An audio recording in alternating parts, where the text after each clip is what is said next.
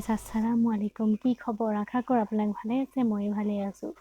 এয়া খানা চানা বনাই মেলি আজৰি হৈ ল'লোঁ। আজি আব্বা মাহঁত আহিব, আব্বা মায়ে কেকা আৰু মইনো কি বনাইছোঁ আপোনালোকৰ ভিডিঅ'টো দিম আৰু যিমানটো পাৰোঁ আৰু দেখাম বাৰু।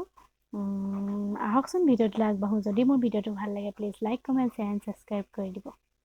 আহক এতিয়া ভিডিঅ'টোলৈ আগবাঢ়োঁ।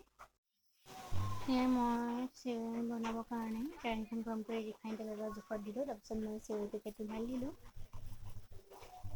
মিঠাই চিঠাই আছিলে আৰু চেৱৈ বনোৱাৰ ভিডিঅ'টোকে দিলোঁ আৰু ইমান টাইমো নহ'লে। এয়া মই চেৱৈখিনি ভালকৈ মই ভাজি লৈছোঁ ৰিফাইন তেলত অলপ ৰঙা হোৱালৈকে। কেঁচা কেঁচা ভাৱটো নাথাকে, ভাজি গ'লে খাবলৈ ভাল হয়। ভালদৰে ভাজি ল'লোঁ। তাৰপিছত মই পানী দিলোঁ। পানীটো দিয়া ভিডিঅ'টো পটককৈ কাট খাই গ'ল। এয়া মই এটা জোখত পানী দিলোঁ। তাত মই চেনি চব দিলোঁ, চেনিও দিলোঁ মই। ভিডিঅ'টো কাট খাই গ'ল। তাৰপিছত এয়া উতলি আহিছে আৰু প্ৰায় চেৱৈখিনি সিজি আহিছে। ভালকৈ মই লৰাই আছোঁ। চেনিৰ পৰিমাণটো নিজৰ ইচ্ছামতে দিব পাৰি আৰু। এয়া কাজু বাদাম মোৰ ওচৰত আছিলে, এয়া দিলোঁ মই। এয়া অকণমান শুকুৱাই দিছোঁ মই।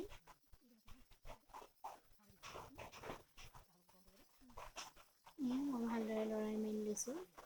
বৰ বেছি ৰিফাইন তেল দিলেও ভাল নালাগে। এয়া তিয়ঁহ হৈ গ'ল চবচোন, ইমান ধুনীয়া হৈছে কালাৰটো, খাবলৈও টেষ্ট হৈছিলে। এয়া মই কেৰাহীখন পাতিলোঁ, তাত মই কেৰাহী গৰম হোৱাত তেল দিলোঁ। এয়া পিঁয়াজখিনি দিলোঁ। মই গৰুৱা মাছ বনাম, বনাইছোঁ দিছোঁ এইটো ভিডিঅ'টো। নিমখ দিলোঁ মই, পিঁয়াজখিনি ভালদৰে ভাজি লৈছোঁ।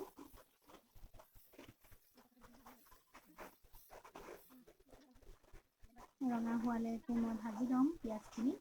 এইখিনি গোটা মছলা আছিলে, এটা সৰু বিলাহীও আছিলে, এয়া নহৰু দিছোঁ মই।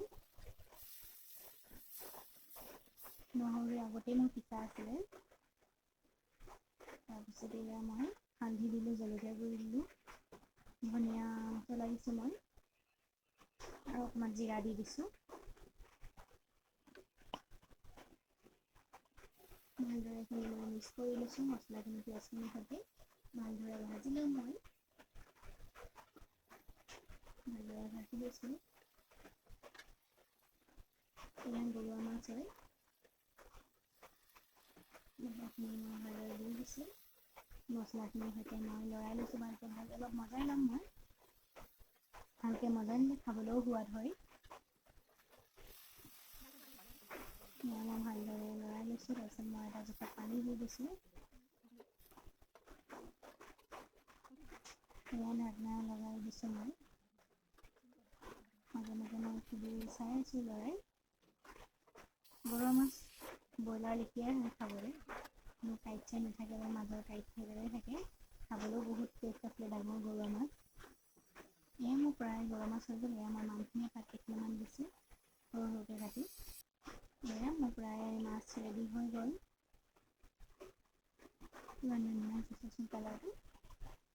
এই মোৰ মাংস বনাবৰ কাৰণে কুকাৰত তেল দিলোঁ, তাৰপিছত পিঁয়াজ দিলোঁ। পিঁয়াজখিনি মই 3-4টামান দিছোঁ মই।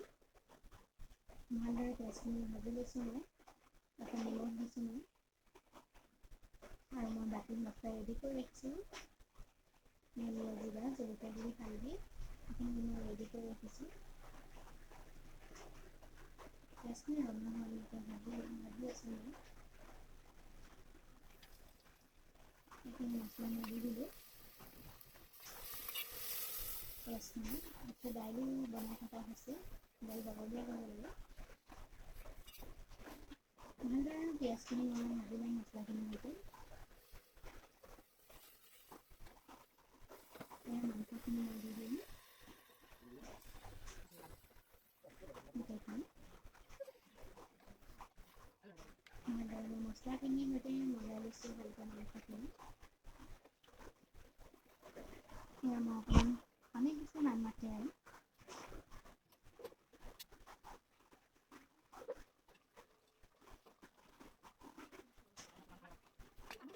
তাৰপিছত মই অকণমান মজাই ল'লোঁ আৰু ঢাকনি লগাই। তাৰপিছত এয়া দুটা হুইচেল মৰাৰ পিছত 2-3টামান মাৰিলোঁ আৰু হুইচেল মৰাৰ পিছত মই আলু দিছোঁ। এয়া হুইচেল খোল খালে আৰু আলু চালু দিয়াৰ পিছত এয়া অকণমান জোলটো মই শুকুৱাই দিছোঁ।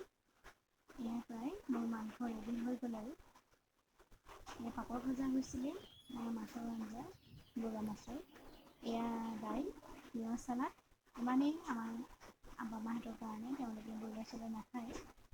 আজিলৈ আহোঁ, নেক্সট ভিডিঅ' লগ পাম, বাই বাই।